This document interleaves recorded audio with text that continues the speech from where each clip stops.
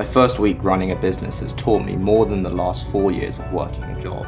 This week I faced rejection, booked sales calls, I built systems, I overcame fears, and I learned that most of the progress happens when nobody's watching. I think one of the main things that I didn't realise and that my first week of running a business has taught me is how hard it is and how hard it's going to be. Obviously, I didn't underestimate it's not easy to run a business. Everyone I've spoken to has said it's difficult, but it just didn't hit home. It's like when someone tells you how hard it's going to be to run a marathon. It's like, well, of course it's hard, but then when you're actually running that marathon and you're 20 miles in, then you realize how hard this is going to be. That's the best comparison that I have. I'm going to have to do the sales. I'm going to have to do the discussions with the client. I'm going to have to do some of the service delivery. I'm going to have to do our finances. There's so much that you have to do. I have to figure out how to do the invoicing. And then in each of those ones, there's about 30 different things in there and 30 additional questions. I'd be completely lost if it wasn't for ChatGPT, to be honest. I think the second hardest part of how hard it's going to be is that during that time when you're overcoming all of these challenges, you're also having to face your fears. For example, cold calling and just calling people in general. I don't know about you, but I get a bit of anxiety when I'm calling someone for the first time. And I had to do that. And you have to overcome that whilst also trying to perform because you're trying to get a sale. And that's not easy. I think something that helps with that though is being in sort of a sink or swim environment. As an example, so when I was working in my evenings, I didn't take any sales calls. Whereas in my first week, I've already taken 3 sales calls. And now I'm going into my second week, I already have taken another sales call.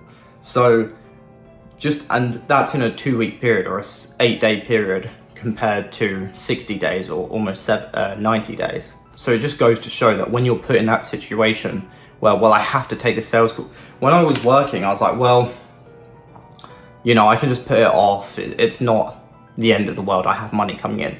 Whereas now that I don't have a job, it's like, well, I have to take the sales call or else how am I going to make money? Like I need to start taking these sales calls. So yeah, that really helps you to be forced to face your fears. Again, tying back into that first point, it's just resilience, how important being resilient is. So in this first week, I've had to move house. I didn't realize I would have to move house and I've been sick. But I've still continued to put in the work and do what I've had to do for the business. And I think just that resilience really has shown me how hard it's going to be. No matter what happens, I have to continue with this business. No one else is going to come to save me. I think also putting into practice what you preach is another big one that I've realized in my first week. I've been watching all these videos on Alex Hormozi, and he always says to maintain high prices, like don't discount, which is so difficult when you're on a sales call and you have someone who wants to spend money in front of you, but they just need to be pushed over that edge. And the easy thing to do is just discount your product. And I've had to sort of tell myself in my head, no, I need to practice what I preach. I need to practice what I preach. And the same goes for being in a bad mood. I think it was on Tuesday or Wednesday. I was in a bad mood. I woke up in a bad mood. And at work, I'd been telling my colleagues something Alex Hormozi said. When they're in a bad mood, I'd be like, if you have no reason to be in a bad mood, then just be in a good mood, right? And I'd tell them that.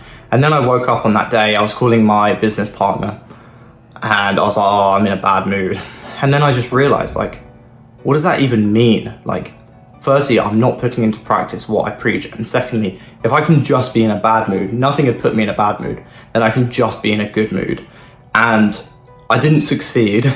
I tried my best, but I didn't succeed. But I had that in the back of my mind and it definitely helped. Now, I wasn't immediately in a good mood, but it helped. And then by Thursday, I actually started to realize that despite all these things I'm saying where it's going to be hard and just how hard it's going to be basically, I actually realized on Thursday, I was in an amazing mood and I messaged my old work colleagues. I said, you know what, I've just realized I'm actually enjoying myself. And today is Monday and I've realized like I'm enjoying myself. Like I called someone today as well, and usually that sort of makes the day a bit more stressful because I get a bit more anxious if I'm calling someone. But now I'm sort of over that initial fear of calling people, and it's like, great, like let's move forward, and the day is enjoyable. And so that's another massive thing I've learned, is that this can actually be a lot of fun, and I think it will be, and it's exciting to build your own business and put into practice what you've been seeing on YouTube all these years.